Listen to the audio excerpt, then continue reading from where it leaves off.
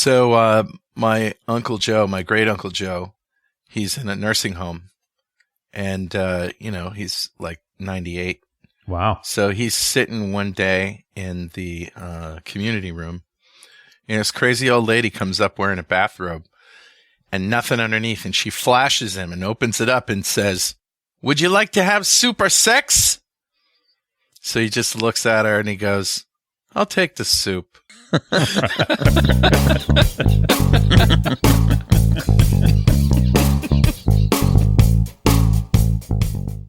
Well, we have an apology to make about our reporting on LastPass, but we're going to save that to the end. Right, guys? Yes. Yeah, a little clarification. Yeah, we'll save LastPass for last. In the light of day. Right. Yeah. Well, and to be honest, I mean, we're releasing the data as we see it, so it's all good. Would we start with it if it was one password? It would be first, but now it's last. So That's a good question. Like it. All right, we're going to start with this Twitter kerfuffle. Oh my gosh. I've heard of that website. Twitter has been such a dumpster fire. It just keeps getting better, doesn't it? Yeah. I'm surprised Twitter's still in business. But according to Security Week, don't get that confused with Security This Week, which I did when I sent it out. I was like, wow, we're doing amazing articles here. And who is this guy writing for us? Right. Security Week says database containing 235 million Twitter user records available for free out on the dark web. So this is a bit of a departure from last time Twitter was breached. So last time Twitter information was leaked, let me be clear, because Twitter being breached is entirely a different thing. Right. So last time what had happened is somebody wrote an application that found a way around Twitter's API restrictions, and they could pull as much information as they wanted and created a massive database. Yeah. In this particular case, it looks like lots more information was actually leaked, including personal information around, email addresses and that sort of stuff. So this is a little bit more important because now you're going to be a phishing target, and there's a lot of private information out there. But not passwords, right? No, not passwords. No, but this is important for doxing. If somebody's annoying a authoritarian government, now that they can know who they are, they might do something that you and I would never do. But some dictatorships might. My Twitter account is not a personal record of anything of mine that I wouldn't want anyone in the public to see, including the information that I have in my profile. Yeah, but you're also not an Iranian dissident or a Russian dissident. Yeah, I get that. So do you that guys, we know of. Right. Do you guys, so in Twitter, and I do this actually quite frequently, do you guys ever go, or even in any of your social medias, do you ever go and poll what they know about you? I look around, yeah. Like if you go to your account page, you can go down and say, give me all of the information you know about me. Yeah. And it'll give you a dump of all the information, and you can see. I've done that. Like what's the data they know, what would potential, like imagine that data was leaked. Like, okay, what's the important data in there? Right. So always good to look at what companies are tracking for you. If indeed that's everything. Yes. Well, that's true too. I mean, because they're telling you what it is. I would imagine with GDPR laws and that sort of stuff, they would be legally. Oh, yeah. And there's plenty of whistleblowers in these big companies. I'm lucky enough to be so milquetoast. I do nothing that I don't need the rest of the world knowing. That's fine. Right. I want to know the etymology of that. Milk toast. Milk toast. Casper Milquetoast was a cartoon character around the time of the Depression who was a mild-mannered, meek, I think Scandinavian descent person who would beg for things and just be, very bland. Yeah, like milk toast. Yeah, milk and toast is about as bland as it gets. I was gonna call that BS, but that's such a good story. I'm gonna buy it. Yeah, it's true as far as I can recall. I wasn't around in the 1920s, but my parents. It's true as far as he made up. Exactly. Right, exactly. As far as 30 seconds ago when I said it.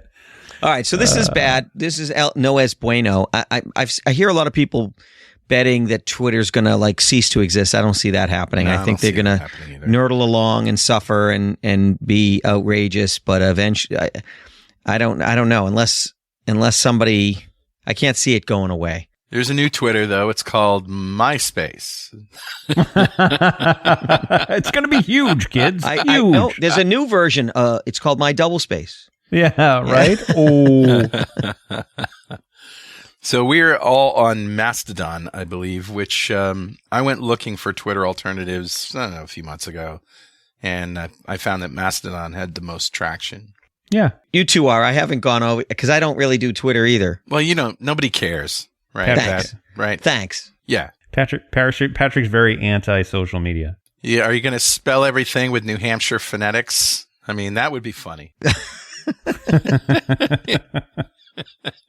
Yeah, what's funny is I jumped into Twitter. Actually, I was forced into Twitter many moons ago by Microsoft, because I was speaking at TechEd, and they said, "Hey, we're gonna have people ask questions on this new thing called Twitter," and I think that's what I joined too. So I joined up that year, and took a while for me to kind of get in there and find the right feeds and find useful information. And I'm dreading that process now with Mastodon. So I have been not in Mastodon as much, but I do have an account.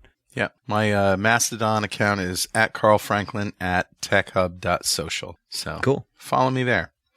I don't know why, but follow me anyway. Right. All right. So this is bad. And yeah, I don't know. I don't know what you can do besides change your Twitter password, but I don't think that really matters at this point, right? Not really. Yeah, this is more scandal than actionable data. Yeah. I mean, you don't have to use honestly, if you have an account, here's some advice.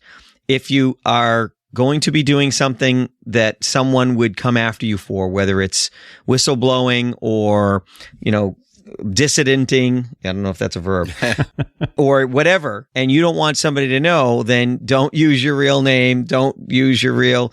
A lot of hackers get caught because eventually they do something with an account that's traceable to them.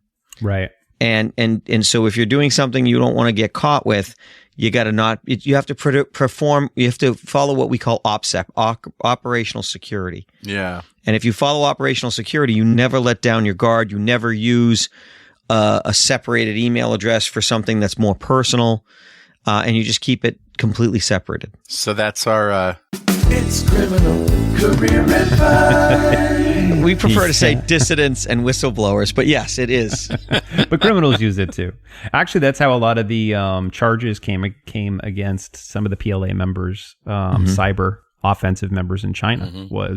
A lot of them were hacking into U.S. properties, and then they would sign up for Facebook, and because it's blocked in China, they'd be able to use it by routing through different places in the world, but they'd put all their personal information up there, which just seems silly. But well, don't do that. That's not smart. There's a concept called a sock puppet. In the open source intelligence world, OSINT, a sock puppet is a fictional character that you create a biography for. You see it in a lot of movies. Well, I created a background for you. You've been an accountant for 5 years and you went to Purdue. But that's a real thing. You create these accounts so that you can join groups, infiltrate hacking groups or terrorist cells or whatever you're trying to do. And the sock puppet is a completely separate personality with a separate social media and a separate life. And those things can sometimes be developed over years, so that you have these personalities, and you can even stage conversations between them to get things going. Yeah, I guess it depends on how much sleep you want to get at night, right? Right. Yeah. Very little. But OSINT's a pretty interesting category of cybersecurity. Yeah. It takes a lot of art, and it's art as much as science. Yep. Agreed. All right, let's move on to power substation vandalization. Oh, this is happening more and more often. So people are actually going to power substations and putting a few rounds in or doing things that are taking down electricity. Now, why? What's the motivation for anybody to do that? Because they hate America. I think they hate America. I think they're the kind of people who they think if they jab their thumb in the system's going to change, and they just don't understand the way systems work. Yeah, but I guess I don't understand it. Like, okay, it's terrorism. You take the power down for a particular area. And then what? Then they don't vote. Don't know. They don't Patrick, vote for the people you don't want to win, even though they don't know what you mean. But hold on. Maybe this was like a huge heist. Maybe there was a bank robbed. It's been happening. It's happened half a dozen times around the country. So that's what I would do. I'd hit a bunch of power stations, and then the last one I hit would be where I dropped Carl, the bank, because they would play the think music, that's Carl. just vandalizing. It's criminal. Yes, Now you're going out of your way. Now we're thinking, all right. So it's not enough to hold to steal, money from a bank. But hey, if there's no power, then they can't call anybody, and I can just walk right in. But every time, so your logic is sound, except for one thing: is every time you do that, you have a chance of getting caught, and that.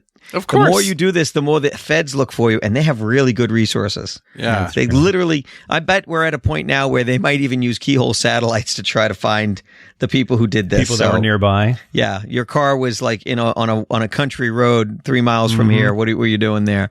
So, I think it's just people who don't like something about the way the world works, and they're just they think that this is a protest in some way. Are these Americans that are doing it? Do we know? Has anybody been caught? Is it nation states? Well, yeah, I don't know how you'd know. I don't know that anybody's been caught. Maybe it's Dwayne's neighbor. Maybe. Oof, it's possible. Too soon? Is it too soon? Yeah. Is it too soon? Maybe it was Dwayne. Yeah. No, he's a red-blooded American boy. I know that. Heck yeah. Yeah. Okay. So there isn't much we can do about this except get a generator. Cameras are a big thing. I mean, you should be able to stitch together, cameras to see. Most people aren't going to walk 3 miles from the middle of nowhere to go. Yeah. To vandalize a substation and then run back. It's and then I'm not sure that anybody's been caught, but I'm pretty sure somebody's going to get caught. It's happened enough times. All right. Okay, let's talk about our favorite secure web development platform, WordPress. Woohoo! Oh, WordPress. Well, this is we've condensed it down for you. So basically, there's an actively exploited vulnerability in WordPress's gift card plugin. And so if you've used the WordPress Yith WooCommerce gift card plugin, and you're using version 3.19.0 or less, you might be a redneck. And so gift cards, I'm thinking, Christmas is over, the holidays are over, people got gift cards in lieu of any reasonable gift that, when you can't think of a gift, you give a gift card. Mm-hmm. Is this sort of the same thing? Is this so people can create new WordPress accounts with a discount or something? What is it? No, I think this is if you have an e-commerce site, if you're using WooCommerce to sell your widgets or your whatever, then you can use the plugin to generate it so somebody can buy a gift card and give the code to someone. I got that can then come to your website and buy your flowers or your candy or your whatever. So it's more of an e-commerce plugin. And the problem is that a successful exploitation allows an attacker who's unauthenticated to upload files to the WordPress website, and those can become shells or backdoors. I remember back in the 90s, way back in the 90s, there was an online store for computer stuff, and I won't say who it was, but there was a hack, an exploit that was going around where you put in a coupon code of like 1, 2, 3, 4, 5, 6 or something like really stupid. And you get everything like practically free. Wow. And I tried it once, and sure enough, it worked. And then I was like, hey, I wonder if that still works. A year later, still worked. Oh, yeah. 2 years later, still worked. 3, 4 years later, like it went on and on and on. And I didn't exploit it more than once just to see if it would work. But how do those things go unchecked?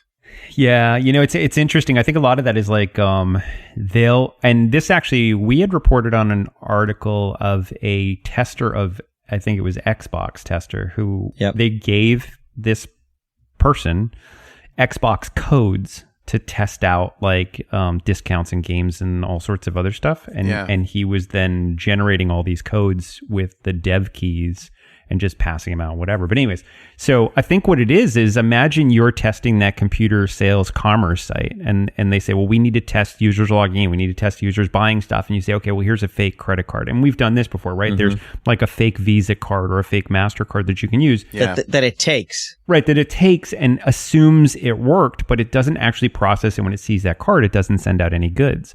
Well, I could see them saying, oh, by the way, let's test out the coupon feature. Just use the code 12345. We'll code that in to be a 50% discount just to make sure it works. And then never pulling it out. So, so I think part of this is your DevOps, right? When you go from testing and staging to production, right? A lot of those things can get missed. And nobody remembers it was set up because somebody left the organization and they thought we were brought in a very large organization. Again, no names not revealed to protect the guilty. And the guy that brought us in is how we got in because he had a test server out on the internet. Well, and we jumped onto that server and we got into the system and and he's the one that brought us in. Wow. I thought you were going to talk about, there was one time we were brought into, there's been a lot of times. There was one time we were brought in to take a POS system. Point of sale. So a point of sale system, and convert it into modern day code. Let's put it that way. Okay. And make sure it was secure. And if I named this customer, you would know them. You all know who they are. Please won't. They're a food franchise. But it was very well known. Very well known food franchise. Yeah. Okay. And we were going through the code. And that's all he's going to say. Yeah, I know, right? And we're going through the code. It's a food franchise with a logo that had a certain animal in it. I don't know. With arches. No. So we're going. No. Not them. I know. But they can still sue us. Even if it's not them, they could sue us. Yeah, of course. So we're going through the code.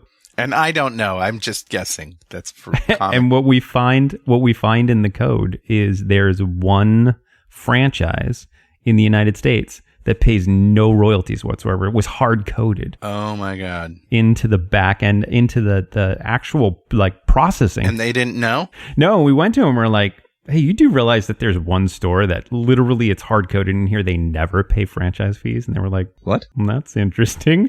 Yeah, exactly. And my guess is similar type of thing. It was probably you go assume not malicious, right? But you assume somebody was doing coding and whatever, and was testing out whether they can change the franchise fees, whatever. And they left it for this one store. Maybe. Or they just made up a store that doesn't actually exist. That could be. And then eventually the store came in. Right. And then eventually that store number got used because it was a live store who you would think they'd be like, hey, these fees are cheap. We never pay anything. But yeah. Who would do that? So those things happen all the time where they're not correct. I think you brought up Hanlon's razor. Which is never attribute to malice what can be explained by incompetence. Correct. 100%. Yeah. Correct. We like to think they're evil genius masterminds, but usually it's not that. They're either super competent or super incompetent. They can't be both. I'll take the soup. That's soup, yeah. All right. So much for WordPress. So what can we do if, patch. Patch? Well, so for the overall problem that we're talking about, what people have to do is assumptions are the root of all screw ups. So, and that's a paraphrase from a military term that we used to use. And so you should never assume.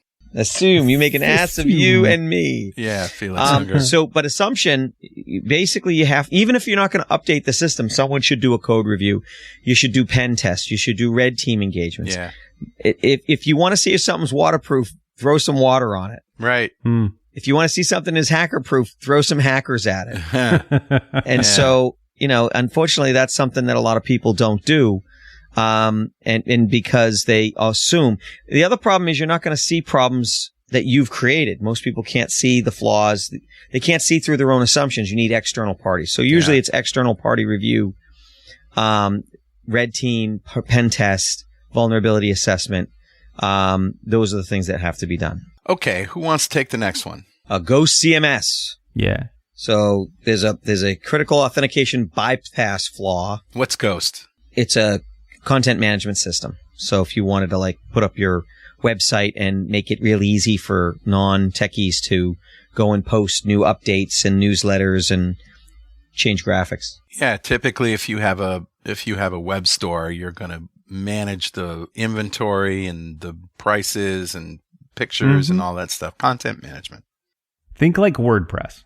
Yeah. But not WordPress. But not in the news That's what as it much. is. And maybe it's the thing we'll talk about from now on, is this instead of WordPress. Yeah.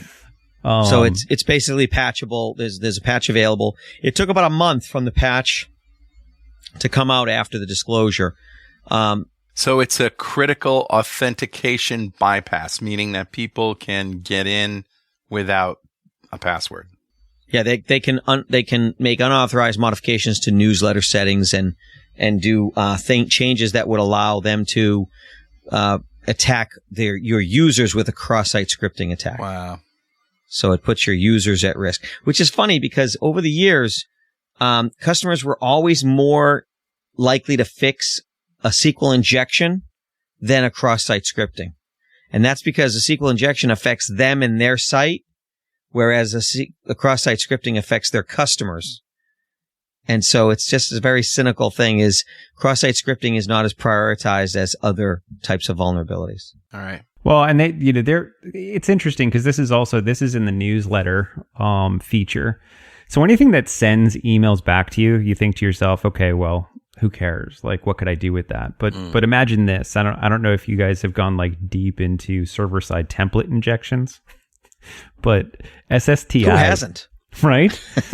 So let's imagine this scenario where you go to a website and you go to sign up for whatever. You create an account. And when you create the account, it sends you an email and says, welcome, Carl, to cheapsharkcages.com, blah, blah, blah, whatever. Here's your Joe's Discount Sharkcages.com.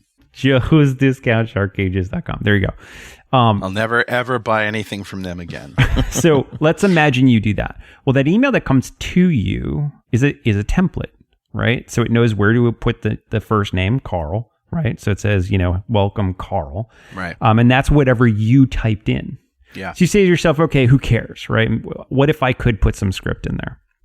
I'm going to hack myself? Whoop-de-doo, right? I don't care.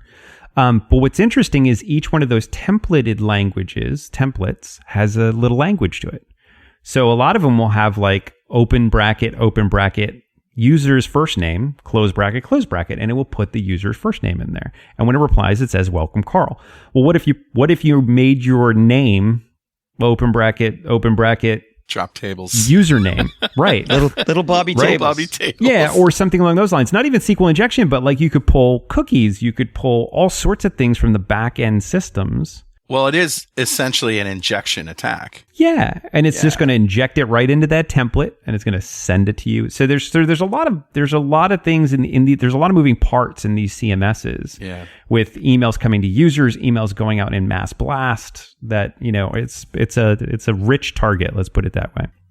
But it just begs for just some simple programming knowledge, like some basic programming knowledge of how to deal with input. Every programmer knows input is evil. And you have to parameterize it, and you have to look at it and validate it and make sure it's of the type that you're expecting.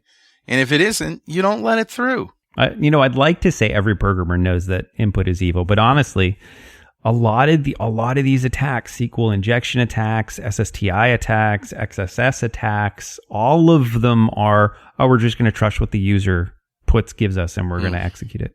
Every single one of them.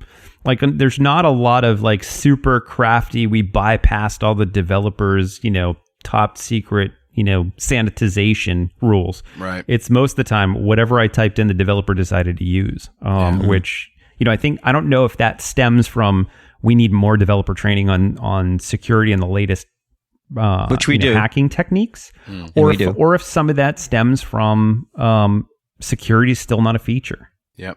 Right. Like when if I remember back in the day when we were contract developers, there was never a customer who came to me and said, what needs to be the number one feature here is security. Most of the time it was the number one feature needs to be that I can sell from this website or I can get as many visitors as possible. But nobody ever talked about make sure it's secure. Well, because they think it's a black box that you can just like put the program in and everything's fine. And then just magic happens and it's secure. Magic happens. That's what you developers do. Right? Just do that. Right? I honestly, I feel bad for developers just in that they have to protect against attacks that haven't even been seen yet, and a lot of times have to rely on third-party libraries that they don't have time to dig into and understand everything that's going on behind the scenes. Yeah. Right? To do your job properly, you can't take every library and every DLL in .NET and go through them and make sure they're secure or anything along those lines. So it's tough, right? I think we're going to come to a time relatively shortly that in this decade where you write code, there'll be an AI that reviews the code that gives you some of the hints. That we're already seeing some of that, Copilot and stuff like that. But then it will let you know, hey, that thing you wrote 3 years ago, there's now an exploit against it, and you should go back and revisit that code. Or would you like to me to do it for you? Right. Yeah, well, that day is coming sooner than you think, Patrick. Well, I think it's coming pretty soon. Yeah. So, Yeah. But I think there's most shops aren't ready for that. I think that's the development version of zero trust. Yeah. Of zero vulnerability. We should coin a word right now. Zero code. Zero code. Security. What? Yeah, zero code. I think that's different. Zero code security. No, that doesn't work. No. Zero pay. No, that's not good either. Well, but you know what I'm saying. Should we take a break? Yeah, let's do that. Let's take a quick break, and we'll be right back after these important messages. All right, we're back. Security This Week. I'm Carl Franklin. That's Patrick Hines and Dwayne LaFlante. And hey, if you don't want to hear ads, why don't you become a patron? Go to patreon.securitythisweek.com. For just $5 a month, you'll get an RSS feed that's ad-free.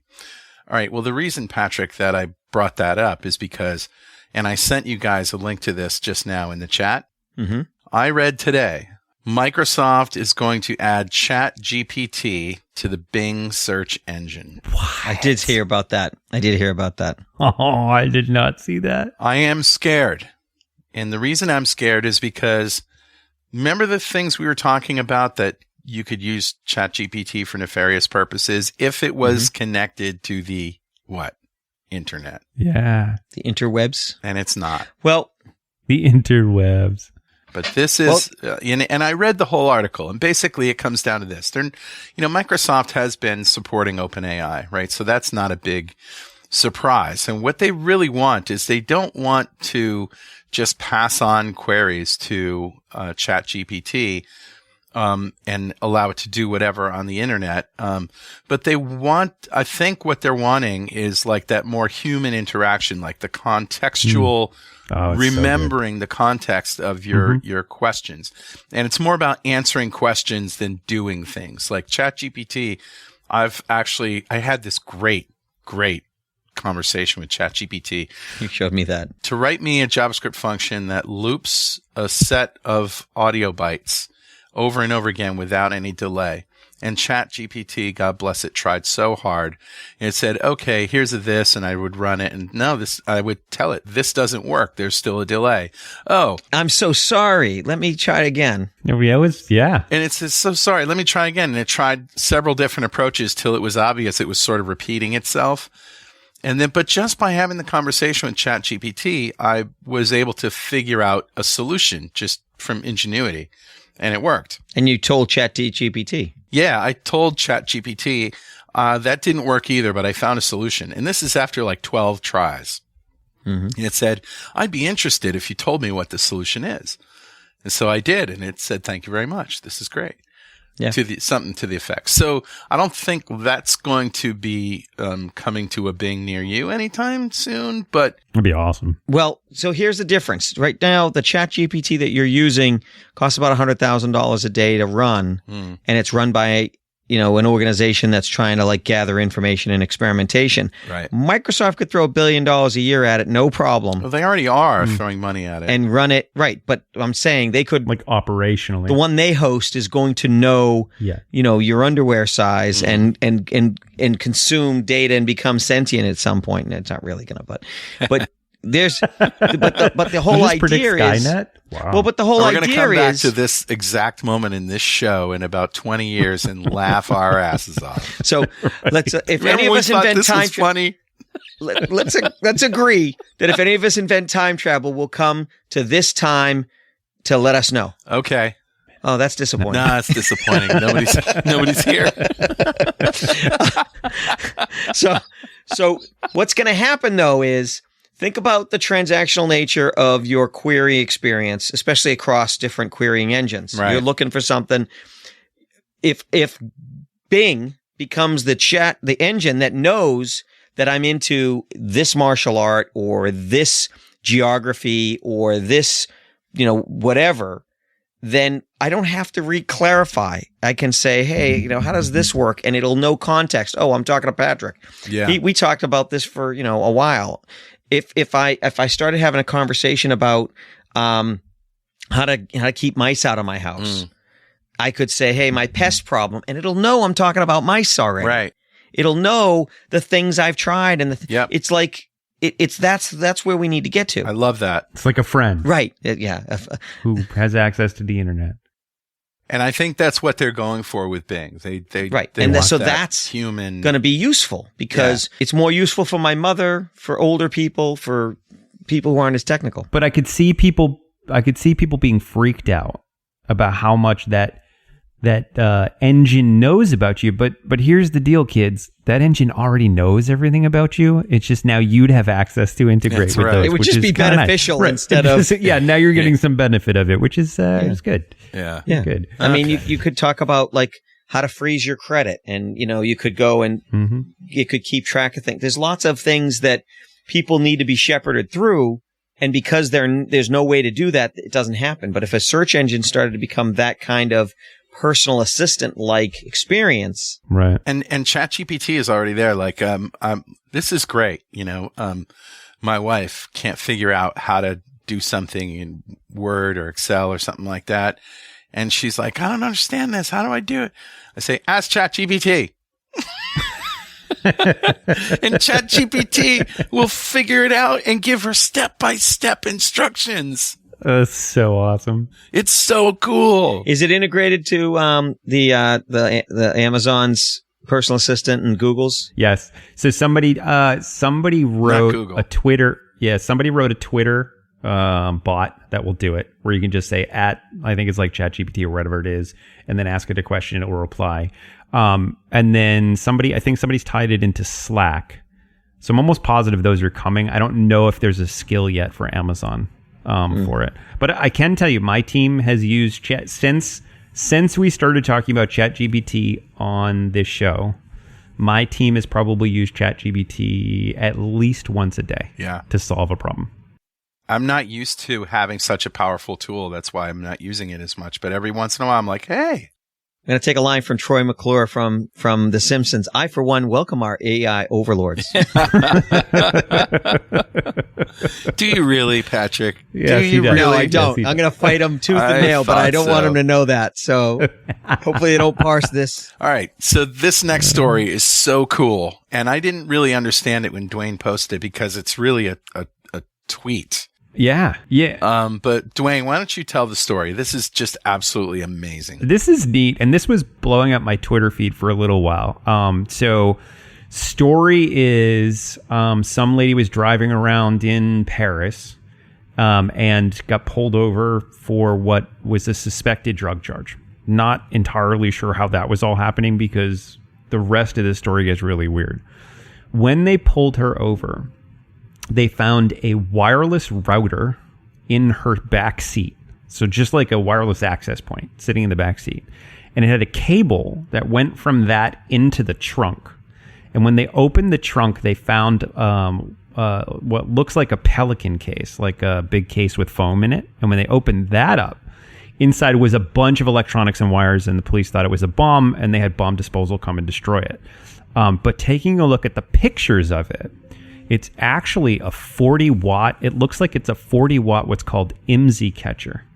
IMSI. What does that stand for? Super illegal. It stands for super illegal. It's like a portable cell tower, right? It is. Yes. And it's an illegal cell tower.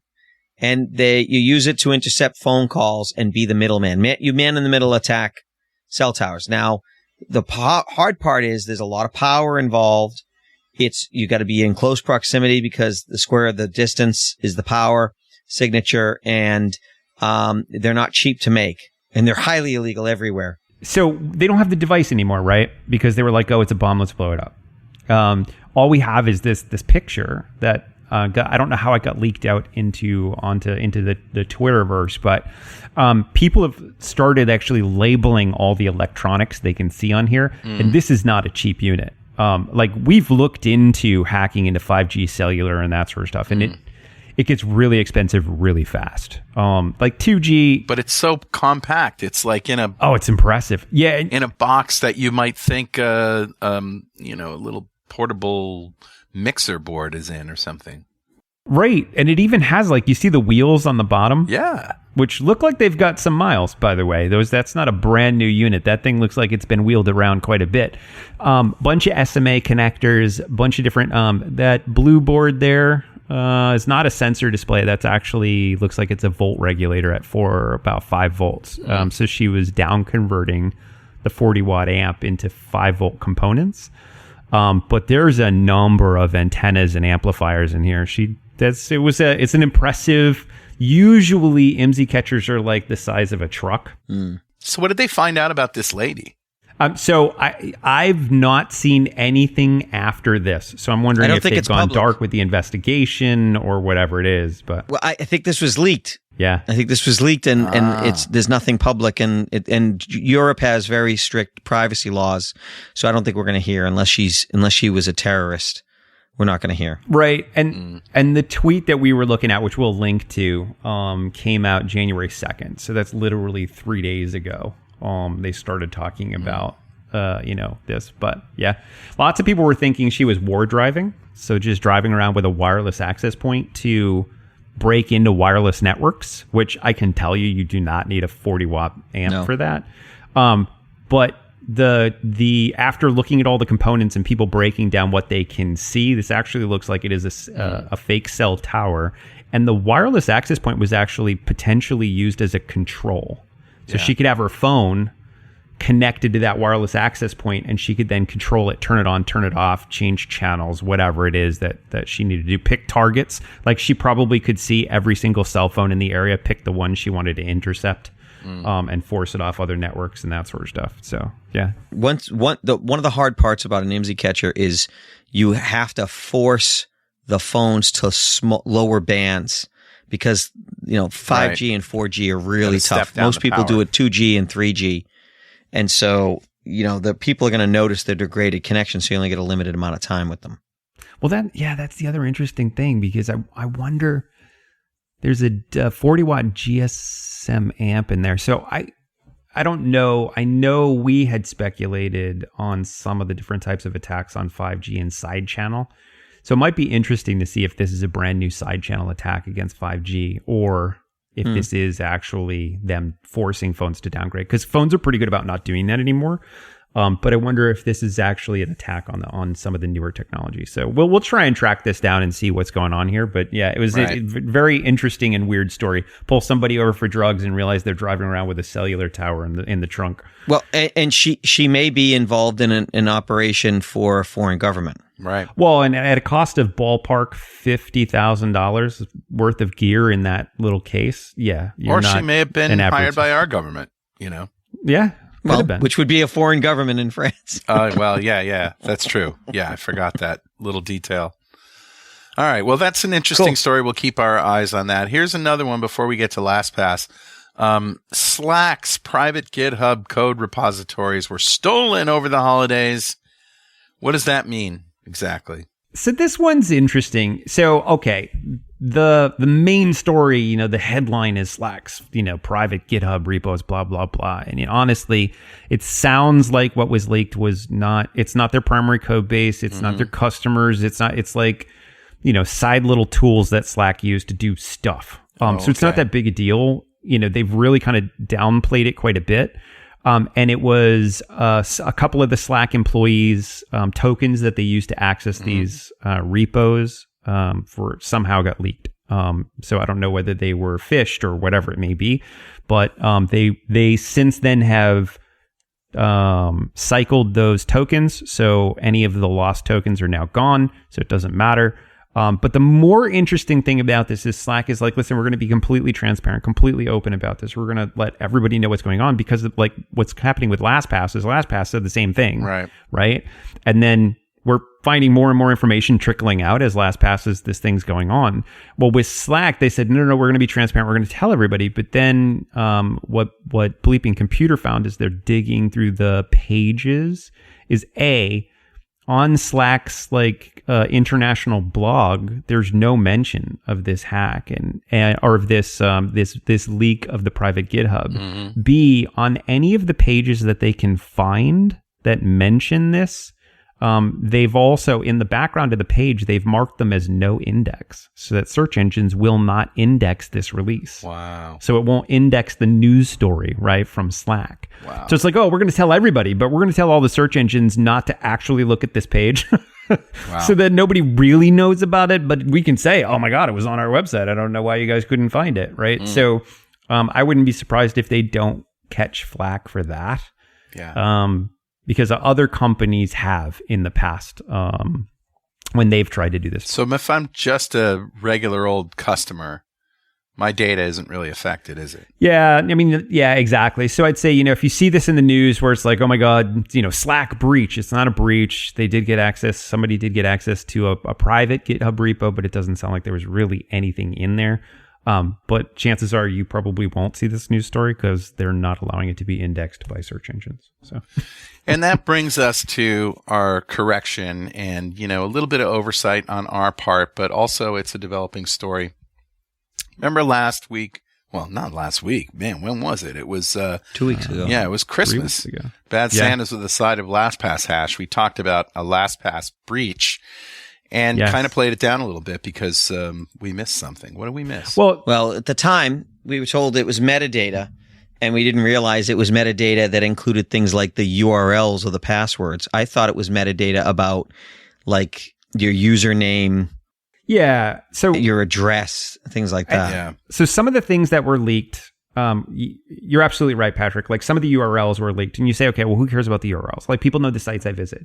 If it's a Microsoft password, they can see that I went to Microsoft. Okay, who cares? The problem is a lot of times when LastPass and really any password manager, when you go and create a password, let's say you say, I forgot my password.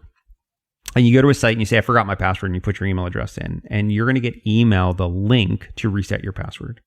When you click that link to reset your password, in that link is generally custom information to reset your password. It's either a cookie or a token or whatever, right? Yep. Which nobody should see. Yep. LastPass will index that link, and then that was public data, not public, but that was non-encrypted data. What was the link you visited? So, okay, if you happen to have tried to reset your password or something along those lines, or there was anything sensitive in the URL string, then that was not encrypted data. But what a lot of people are also finding, there's a lawsuit that was opened up, I want to say just a couple of days ago. Yeah, against, that's what we're linking in Massachusetts. to here. Yeah. They claim they lost Bitcoin worth up to $53,000 because of it. Yes. So what's interesting here is this person who is marked as anonymous in the court case is claiming that Bitcoin, $53,000 worth of Bitcoin was stolen from his or her wallet, and that they kept the wallet information in LastPass. And the moment they heard that LastPass was breached, they went and changed the passwords to everything, and that they were using the recommended LastPass settings, which is passwords greater than 12 characters, and they still got breached, right? So they're like, listen, I use LastPass. Whoa. I'm using a password manager like all you security guys say we should. I use the recommendations. So when you say it was the password, was it the password they were using for that particular site, or was it their LastPass password? It sounds like it was their LastPass password was greater than 12. All right, so that's the thing that got compromised. They're claiming. But yeah, so imagine this though. Okay, so if I grabbed, let's say this person's LastPass vault, if you used a 12-character password that was used somewhere else, I'm going to crack it. Yeah. If you used a 12, now let's say, no, their LastPass password was super long. Yeah. But in the metadata of the wallet, you put the QR code, right? That has the custom, information about the wallet and the password and that sort of stuff. Well, if you save that and it wasn't encrypted.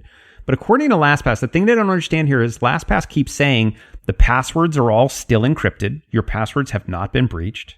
The notes fields are all still encrypted. The notes fields have not been breached, right? Because I could see somebody putting something silly in the notes field, like the same password I use for whatever, right? And that way you remember in the notes and you don't have to pull it up. But it doesn't sound like any of those. It sounds like all those fields are still encrypted. So I'm still confused as to, well, was this person's vault breached because they didn't use a great password on the vault? Or was it that the vault created a crappy password? I don't know. Which they shouldn't be, which is a concern, but it really doesn't forgive the fact that this is LastPass's not their first breach. Right. No. And no, so there's some exhaustion coming from the, I don't use a cloud-based password manager. I'm feeling pretty good about that right now, but it's also not very convenient for you to log on to. Yes. Right. So the convenient factor is here. It's difficult. Should you use a 20-character password? Yes, you should use a 20-character password. Do people like typing in 20-character passwords? No, they do not. You got to create a phrase, man, something you can remember.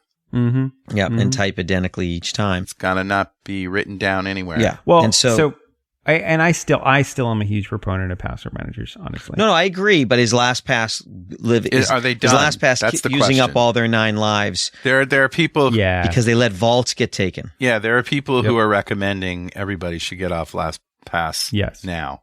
Yep. And I don't know if I don't have enough information to know. I think my bias last time we talked about this was I didn't realize that the nature of the metadata, and I didn't want people to throw the baby out with the bathwater. Most people are more secure with a password manager. Right. Maybe they'd be better off with something other than LastPass, but they could go to another one that has exactly the same problems. Right, the problem with LastPass is this isn't their first breach. No, agreed. Because they're the most popular, right? So they have the biggest target.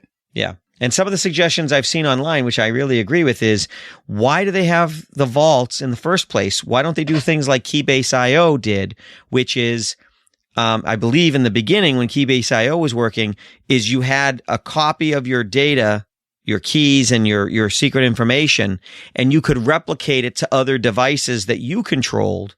And they just managed that replication, but it was peer-to-peer. There was no vault kept in the cloud.